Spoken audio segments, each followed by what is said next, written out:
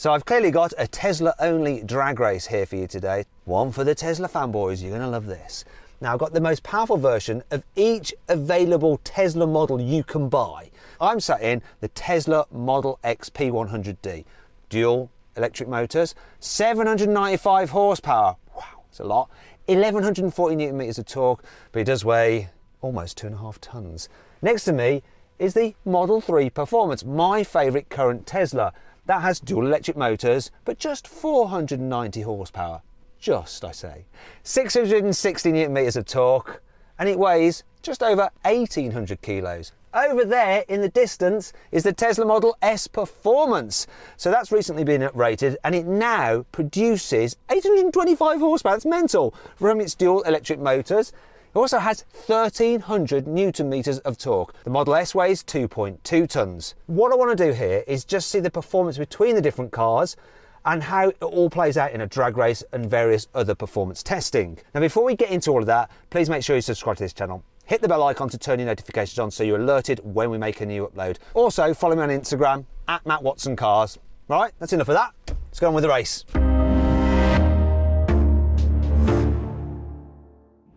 This Model X and the Model S have launch control. However, the Model 3 doesn't. Doesn't really matter, you just roll the throttle and it goes. It's going to be interesting to see how these cars perform in the wet. Obviously, they've all got all-wheel drive, but they may struggle to put down their power, especially the S, because it's got the most power. Ironically, this car's weight could actually help it, because it should push the tyres down into the tarmac. 3, 2, 1. That 3 got off well, so did this X. The S struggled, I think, probably struggled with traction. Now beating the 3,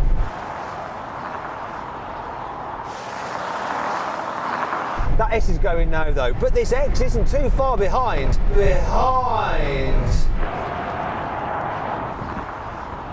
Whoa, that is that. And my windscreen wiper's gone all funny. It's come off, better stop that.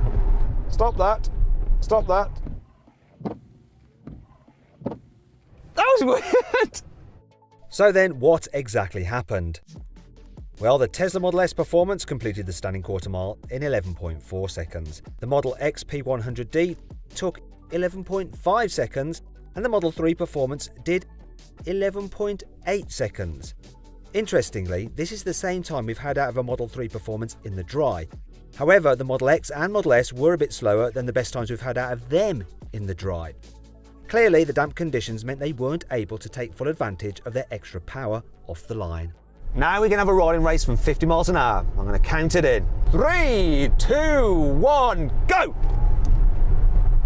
Oh, so close, but now the S, which is more aerodynamic and more powerful, is going. I'm not that far ahead of the 3, but this is like a brick through the air. It's supposed to be aerodynamic, but I've got a lot of wind noise. That's enough of that. I think we know what happened. It went on power. Surprise. The winner here so far is that 3, if you ask me. Loads cheaper, half the price of the other 2 pretty much, and it's not far off in terms of performance. Get level, and when you get that change of tarmac, it's quite clear to see. Full emergency stop. Here's the line.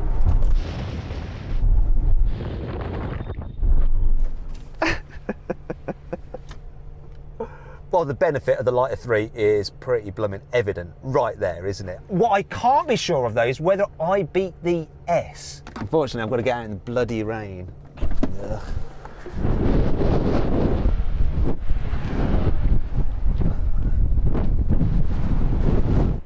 Do you know what? That is too close for me to call. Click on the pop-out banner up there to vote which you think broke or braked the best. I don't know English, it's only my first language.